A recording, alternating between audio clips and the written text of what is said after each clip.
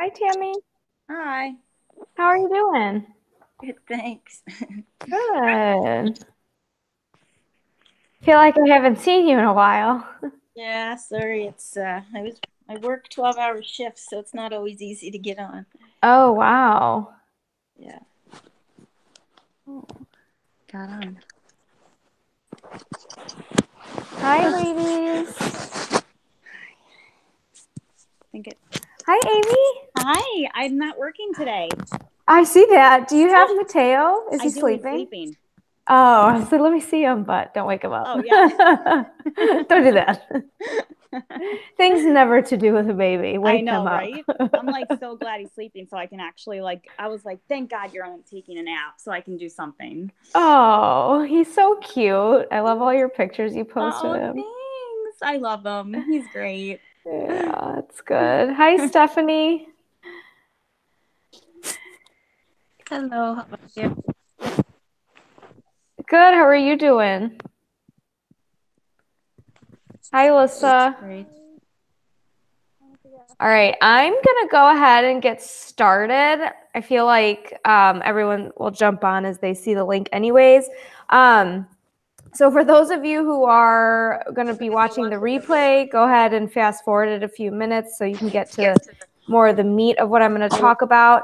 But to start, I wanna say that don't forget tomorrow, or you have one more check-in with me, and that's going to be due by this Friday at 10 a.m. Eastern time. And, for those of you, I'm not doing the call tomorrow because I'm going to be flying and I just don't know when I'm going to have internet available to me again.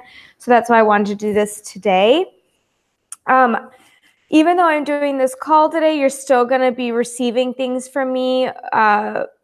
Most of it's going to be wrap up stuff. So, well, one, you're going to get your feedback from me from your check-in. So you're still going to get that as per usual. But then I'm also going to be sending out different emails, kind of going over everything that happened and a few things that you can do to move forward. The other thing with that is I talked to all of you at the beginning before we even started this. I said to everybody on the phone call, I'm just asking that you write me a testimonial of some sort. I'm going to be sending out a survey also asking about your experience the past few weeks. And I'm going to give you a spot on there to write the testimonial. But if you would like to do a video testimonial as well, that would be great too. That would be very beneficial for me personally, but that's up to you. Whatever it is you feel you want to do, I will give you that space on that feedback form. So make sure that you're looking out in your emails for that. And then I'm probably going to bombard your email inbox. And then if it's something that I have a lot to say on, or if it's just like too much for me to write in an email, I might just end up doing another call either Sunday or Monday. So just kind of be paying attention to the group. With that being said, the group chat is always going to stay open for all of you. I am going to stay in it for maybe 1 to 2 more weeks, and then I'm going to remove myself from it, but it will remain open to the rest of you if you all want to continue talking or not, because like I said 5-6 weeks ago, I'm going to be getting ready for this next group of women. So I need to be focused on getting that all set up and everything. So after maybe 1 to 2 weeks, I'm going to take myself out and put myself in there to get them all set up and ready to go. And you'll be getting more information on that as well. So that is all I have to say on that. I want to start. Does anybody have any questions from this past week that you would like answered, or just any questions at all from the past few weeks that you would like answered? I do. I have a question about the net carbs. Okay. So I was not doing that this whole time, and you had just sent an email or a message saying for me to do that. But is it? Do you have to do it that way, or can you just count a carb as a carb? Well, once you get to a certain number, yours are below 60 now, right? It's 65. once you 68?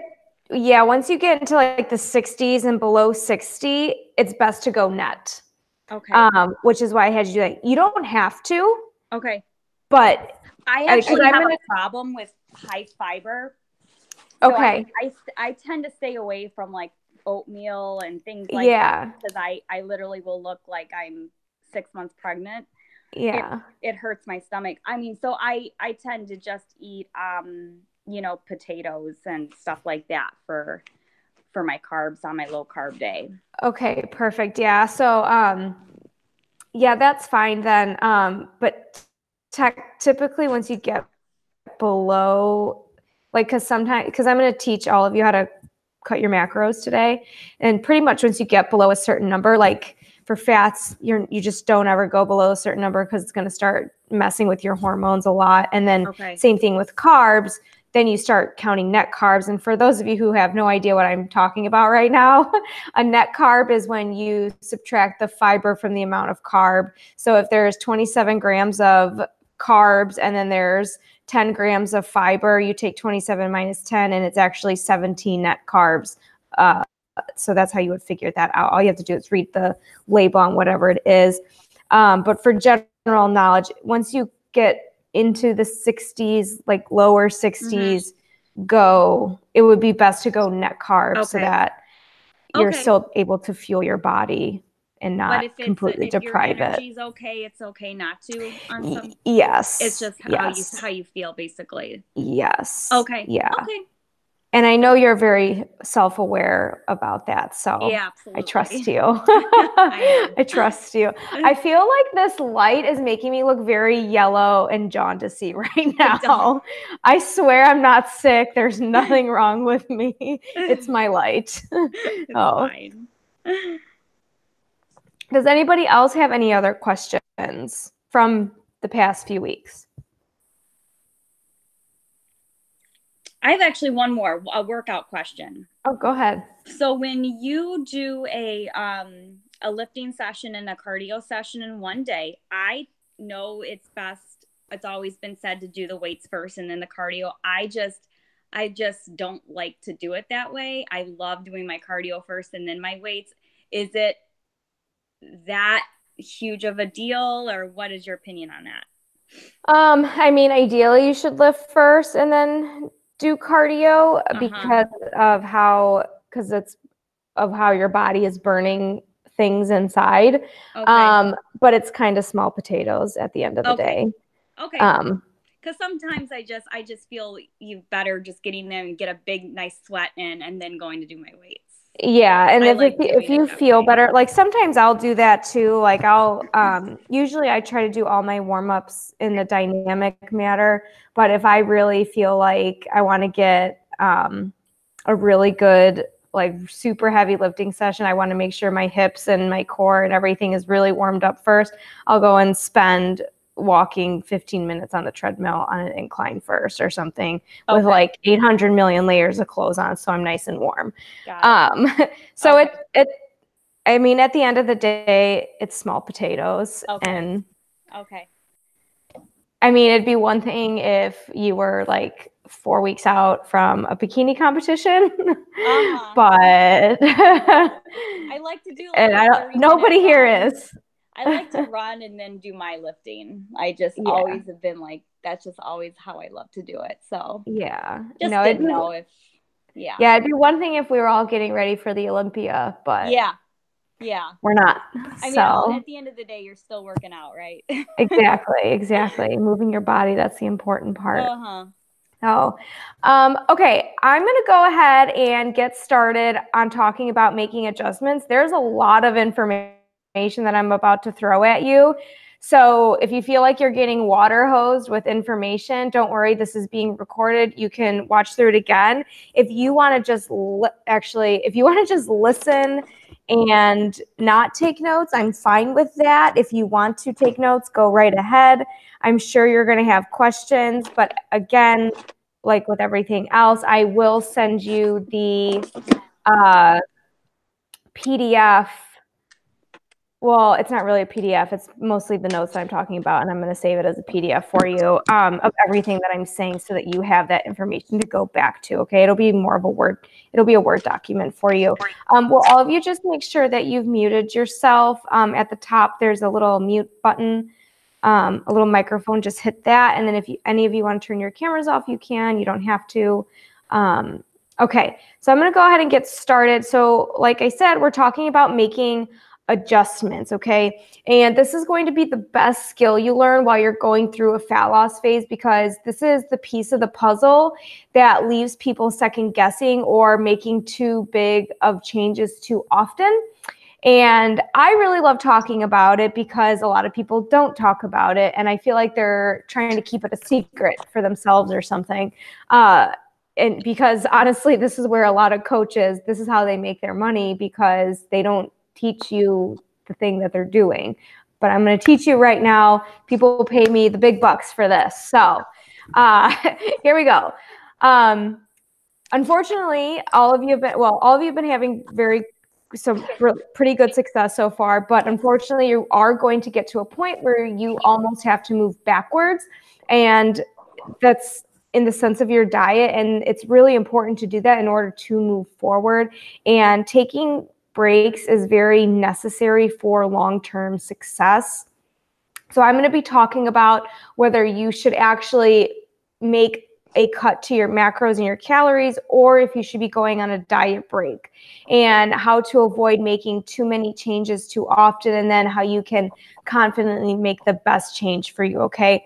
So the main goal of going through this fat loss phase and going into a caloric deficit, which you are all in right now, is to be in the smallest deficit possible while still being able to reach a result.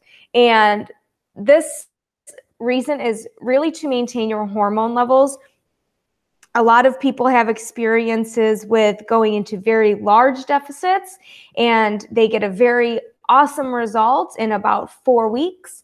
But then they stop doing that, and guess what happens? They rebound, and they don't know how to maintain what they just did. And this is the main reason why I go through it so slowly, so that you can learn how to make it part of your lifestyle, so we're not jacking up your hormones, and so that you can continue to maintain it for a very long time, okay? And that small caloric deficit is going to keep that metabolic adaptation at bay for as long as possible and reduce that risk of rebound. And so you also have calories to continue to cut from. If you start in a super low deficit and then you stall and you need to make changes, there's nowhere to make changes from, because you're already at such a low level. And this is when you begin to hear horror stories of people on like 1,100, 1,900 calorie diets, because they started super low to begin with, okay?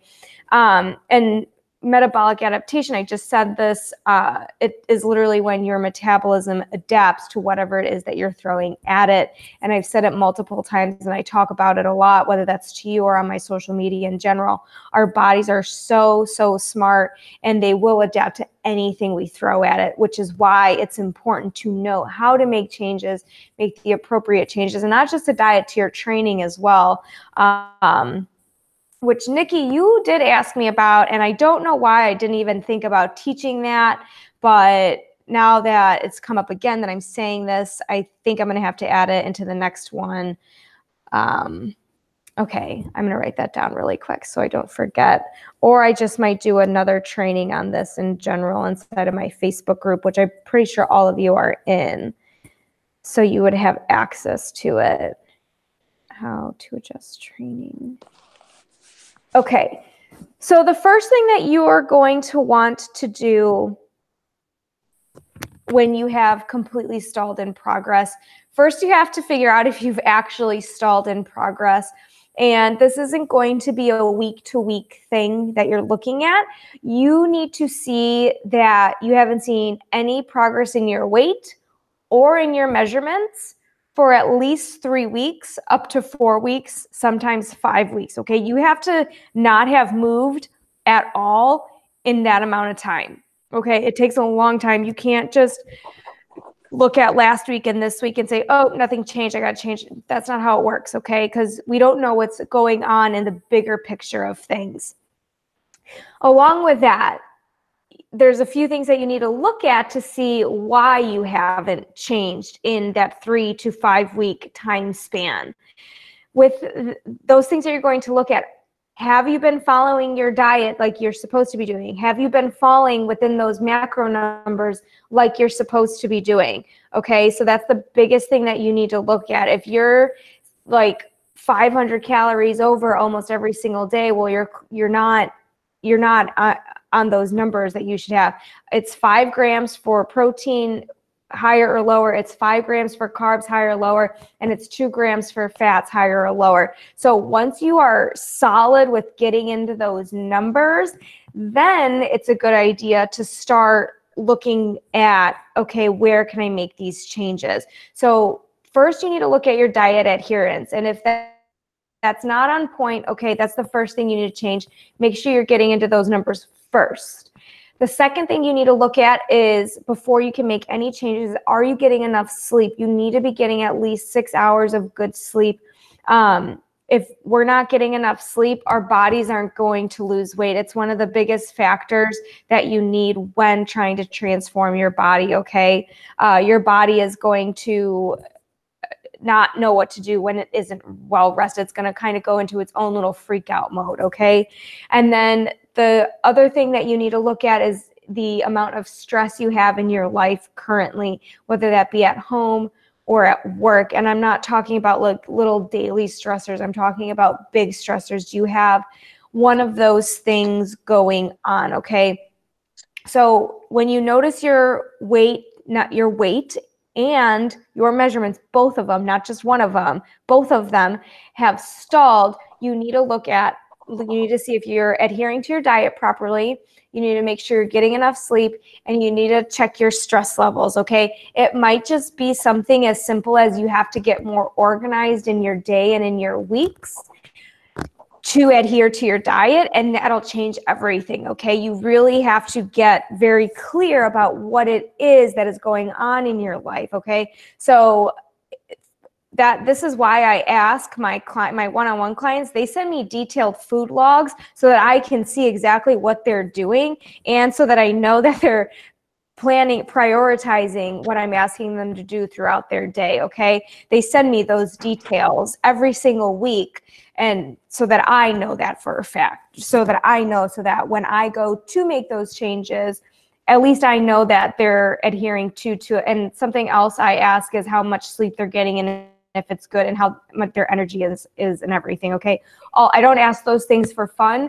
That is something that needs to be analyzed before you make any changes, okay? Now, if you're adhering to your diet, if you're getting really good sleep, you have no stress, and you still haven't had any changes for 3 to 4 weeks, then this is when we can start making changes, okay? And like I said before, we want to make the most minimal of changes to avoid hormonal imbalances and the slowing of your metabolism, okay? Which is why you really, really, really need to look at those other things first. Before you start cutting macros, all right, there's other things that, there's something else that you need to do first, okay? And the first thing that you're going to do is take a diet break, all right? So your first step isn't cut macros. That's not what you do. Your first step is going to be to take a diet break. And this is usually going to happen anywhere from about 6 to 8 weeks after the point in time you've started dieting, okay? So let's say you've had really good results the first 3 weeks, and then you didn't see any results for week 4, 5, 6. Okay, that's about right. 6 weeks is when now we can start looking at making those changes, okay? So if you hadn't seen a result from the past 2 weeks, you're going to have to give it another week before you make any of these changes, okay? And then it's to really figure out if that's what's going on or not. So anywhere from 6 to 8 weeks after you started dieting is typically when people start to completely stall out or need some type of major change, okay? This doesn't happen all the time though, so I want to be very clear about that. Some of you haven't had any changes this entire time we've been working together, and that's pretty not rare cases, but it does happen.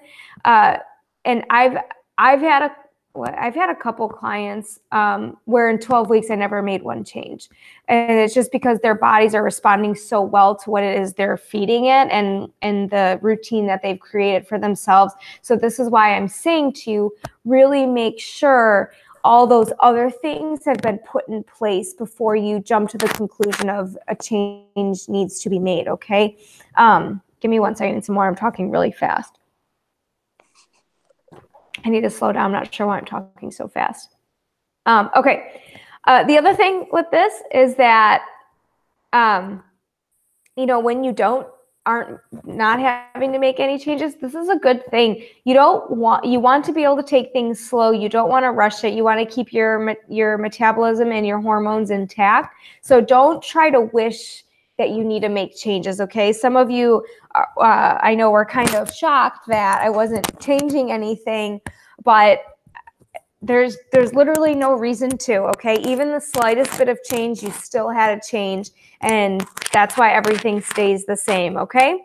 All right, so the first thing that you're going to do when you have actually realized you are stuck, both weight and your measurements, okay? I'm going to say that 8 million times tonight.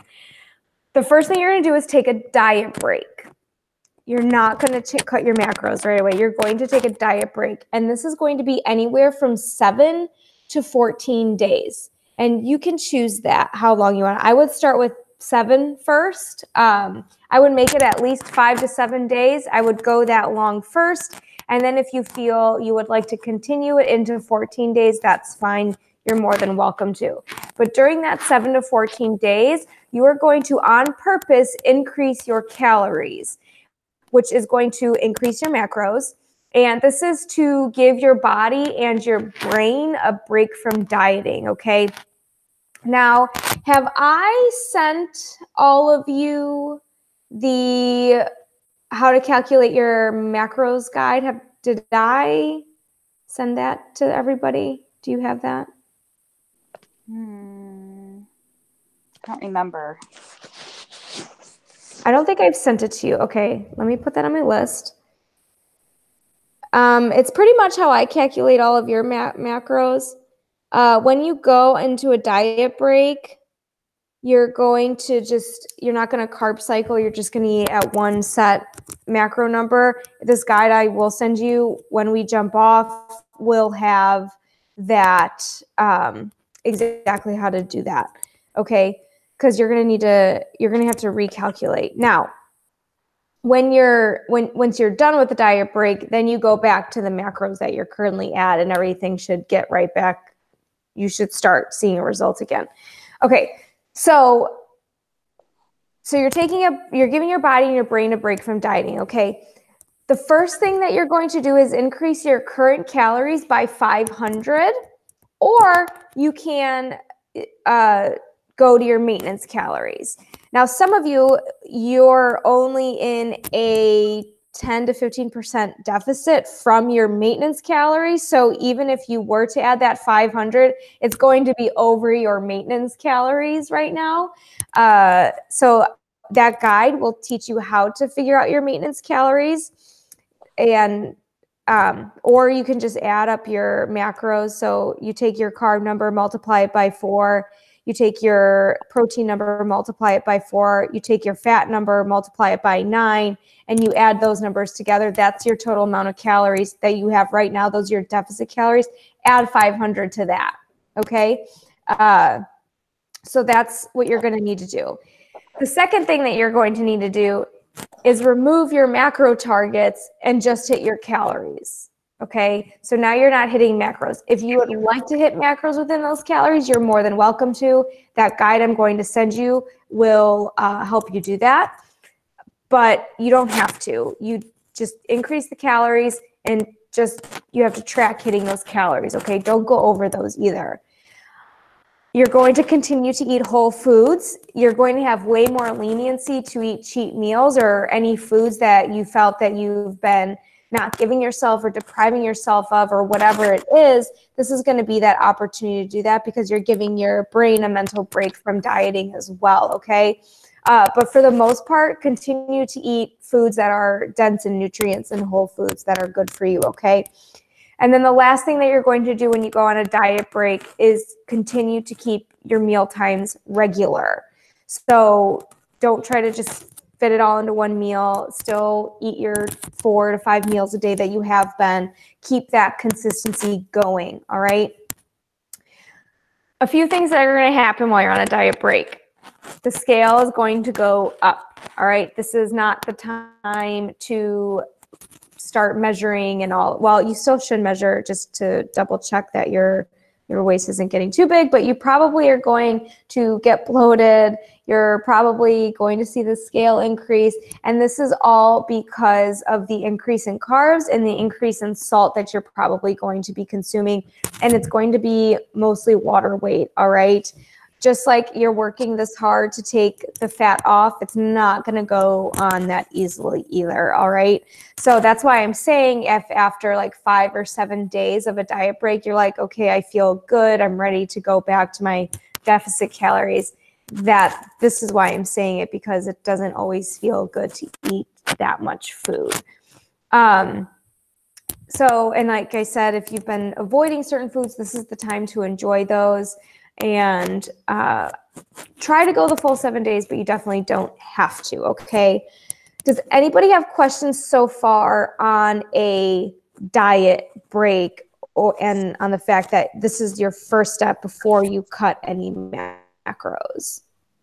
Hi, I have Yes. a question. So Go ahead. if you, is it possible that, because I don't know, is this being recorded? It is. Okay.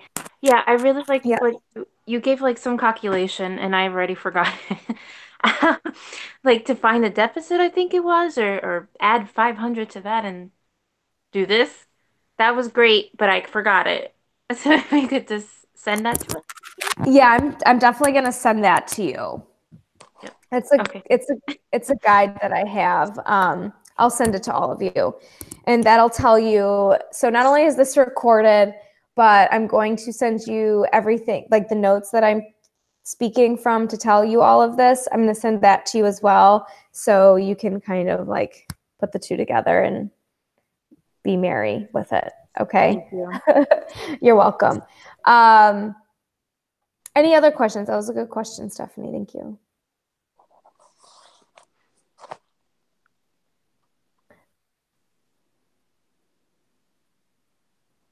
Okay, so let me go ahead and continue then. So that is a diet break. Again, that is going to be your first step that you need to take. And I feel like some of you, not that necessarily, well, I'll talk about that later. Okay, never mind. Forget what I was just about to say. All right, now that you've taken the diet break and that's over, you're going to go back to your deficit calories that you're currently in. If you notice after another 2 weeks, this one can be shorter, that you're still not getting a result, then that is when you can go ahead and cut from your macros, okay? So I hope you're understanding that at this point in time, we had to see how long that you've been stalled. Now you're on another 1 to 2 week diet break, and now I'm asking you to do another 2 weeks of calorie deficit before you actually cut your macros. That's almost 2 whole months. So this is what I'm talking about and saying that you have to play the long game in your transformation. It's not an easy process. It takes a very long time. And you have to trust it, and you have to be very diligent with it, okay? It just does not happen like that, all right? Almost every single amazing transformation you have ever seen takes months, okay? It's not a 4 or 5 week thing, okay? This is why I'm very against everybody who says 21 days to change your body. That's not a thing, okay? That's a whole different video, though. You can learn skills in that amount of time, but that's, again, different story. So let's go ahead and move on. Let's talk about how to cut your macros. This is the part that, again, I want you to be very sure this is the step that needs to be taken, okay? Now, all of you are carb cycling. And you all know what you're doing because you have a high carb day and a low carb day. If you don't want to carb cycle when you're done doing this, you definitely don't have to. The guide that I'm going to give you will teach you how to just have just one set of carbs. For carb cycling, I've calculated them a specific way, and you have the way I did it. It's in the carb cycling for beginners guide that I sent you. I know it's inside of the group and under the files section, as well as I sent it to your emails as well. So you do have that. So the way I calculated your macros for your high carb day and your low carb day are in that guide. And that's a little bit different than how, as far as the ratios of everything, it's different than the guide I'm going to send you, which will give you just one set of macros to follow every single day and there's no carb cycling whatsoever. So if that is something that you would like to do when this is done, you're more than welcome to it. All the information in there is how to calculate it. But I'm going to give you information on how to do this because you're carb cycling. So you're going to have to cut from a few different places. And the very first thing that you're going to make a cut from is your training days only. Okay, so only the days you work out. You are not going to cut from your rest days. That is the very last resort place that you will ever cut from, okay? And again, I don't think you would ever need to do that. So that's why I'm not going to talk about it. It's probably not going to happen for you. So the first thing you're going to do is make a cut from training days only. Okay, that's your first set of cuts. The next cut that will be made are going to be from carbs on your high carb day, and then from fats on your low carb day. But remember, it's only on your training days, okay? And I know you have low carb days on rest days. Don't cut anything from that. Carbs on high carb day, fats on low carb day. That is where you'll be making your cuts from. You are going to cut only 5 to 8% of both carbs and fats, okay? So for example, if you have 200 grams of carbs as your carb intake on high carb day, you're only going to cut carbs on high carb day. If you are at 200 grams and I'm going to cut 8% from carbs, okay? And you can go anywhere you want, but 5% from 200 is only 10, and that's probably not going to be that significant of a difference. So that's why I'm going to cut 8% from carbs, which is going to give me 16. So 200 times 0.08 equals 16. I am then going to take 200 minus 16, and it's now going to give me the new number of 184 grams of carbs. Okay, and again, I'm going to give you this guide. I know it's probably confusing with me saying that. All right, so that is how I would cut from high carb day. All right, so now my new goal on high carb day is 184 grams of carbs instead of the 200 it previously was. And on low carb day, let's say I have 88, actually I calculated this earlier. I have 88.4 grams of fat. I'm going to cut 8% from my fats as well. Now, if you only wanted to do 8% from carbs and 5% from fats, that's totally fine. 6% from carbs, whatever that number is, as long as it's within the 5 to 8%, that's up to you. It depends how big you want to go. Again, remember, the slower you take it, the more you'll have to cut from later on. So on low carb day, I have 88.4 grams of fat. I'm going to cut 8% from my fat. So 88.4 times 0.08% is 7. So I take 88.4 minus 7, and it gives me 81.4 grams of fat. So that is my new number on low carb day, okay? My other numbers don't change. Your protein is never going to change. It could It depends. Well, I'm not going to say it's never going to change. It could change a lot, actually. For the most part, and that's going to depend on your height. Like if you're somebody who's really short, like myself, I try not to eat more than 110 grams of protein. 115 would be way too much for me to even try to hit. And then if you're somebody who is, I got to get my charger really quick for my computer. You're coming with me. And if you're somebody who's taller, then you are probably going to have, you're probably never really going to go below 120 grams of protein. So those things are going to stay pretty consistent. So on high carb day, protein and fats will stay consistent. Low carb day, proteins and carbs will stay consistent. Okay, so I know, like I said earlier, I'm about to water hose you with information, and I know I definitely just did that. So if you have any questions, please go ahead and ask those now.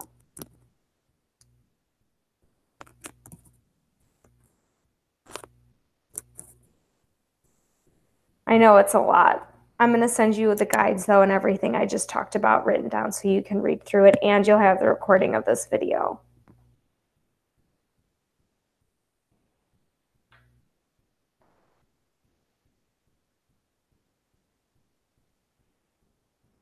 We good?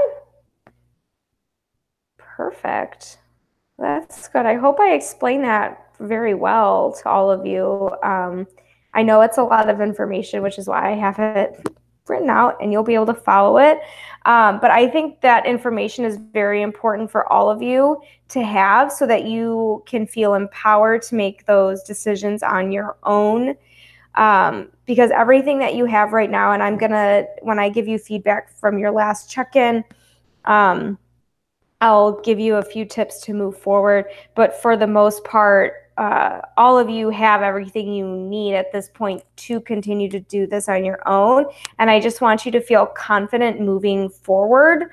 That's really all that there is to it. As far as the dieting goes, you know how to carb cycle. You have the guide to create your own carb cycling macros, but you already have them, so you don't really need that guide. You are going to be getting a guide to calculate everything I just said. You're going to have a guide talking about how to make adjustments if you need to. But the biggest thing here is I need you to understand that it's going to take a very long time to get to that end result. And the biggest thing that you need to do is stay consistent with what you're doing. And that is when you're going to get there, okay? It takes a very long time to see that type of transformation. I think my transformation, like the one a lot of people have seen me do, mine took over a year for me to, I had to go the opposite way. I had to gain weight. I gained 13 pounds and, I changed my body composition as well. Hi, Mateo. He's so cute. I gained 13 pounds. So everybody sees my transformation. They think I went the other way. I actually went up. Okay. But that took over a year for me to do. All right. I was this little stick. It wasn't what I wanted. All right. I like the athletic muscular look. So that was my goal. And that's what I sought after to achieve. And I did that through a lot of weightlifting, a lot of very heavy weightlifting. And I did that through being very consistent in my diet. Okay. And now I'm at a point where I enjoy it. So now I'm more of in a maintenance mode. Okay.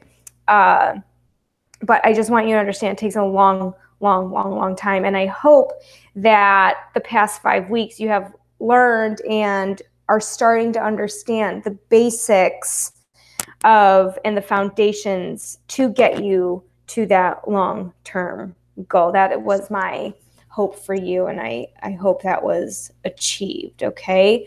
Does anybody have anything to say or questions or anything? Yeah. Go ahead. So that was a good point. Maintenance.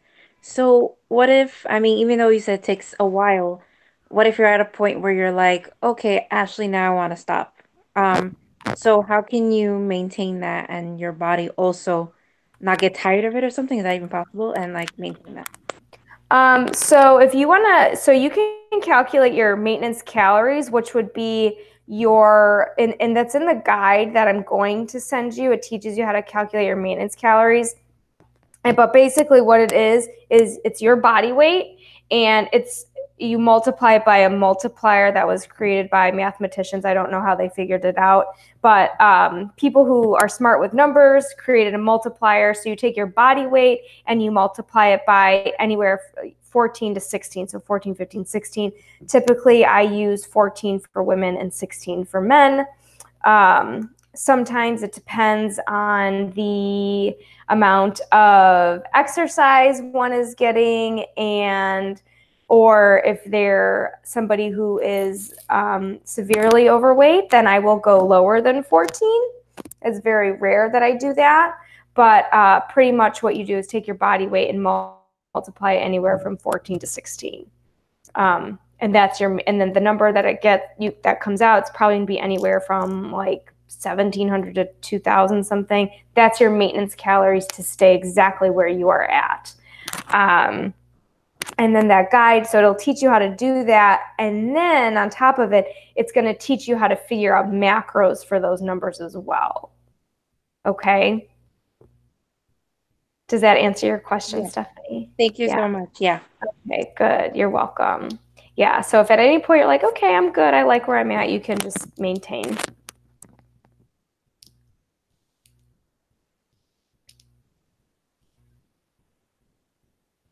Anyone else?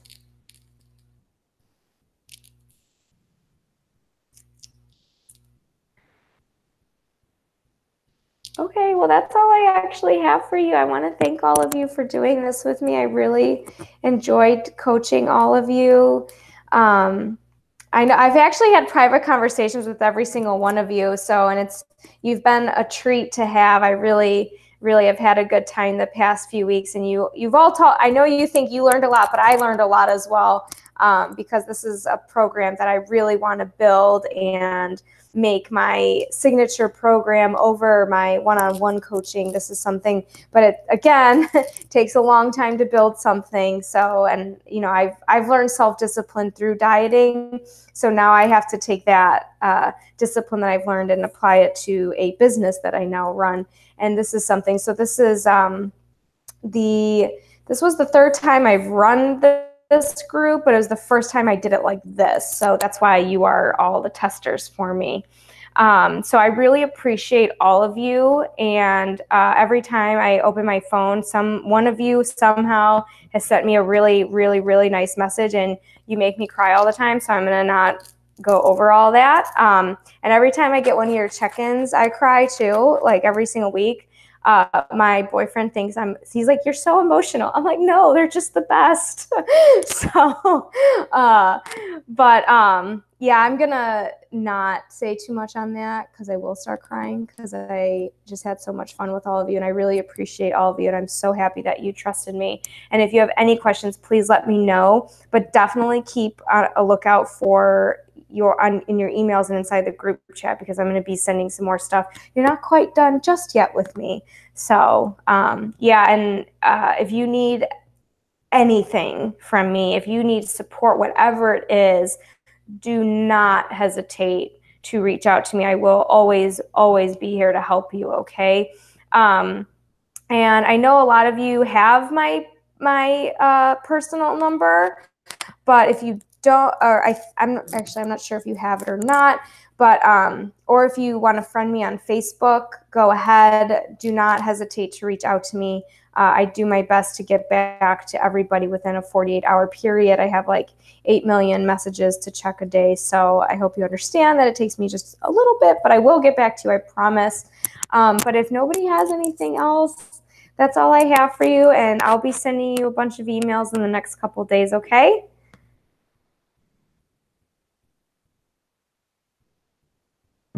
Thank you, Adrienne. You're welcome, Melissa. Thank you so much. You're welcome. Thank you. I'll talk to you all later, okay? Bye.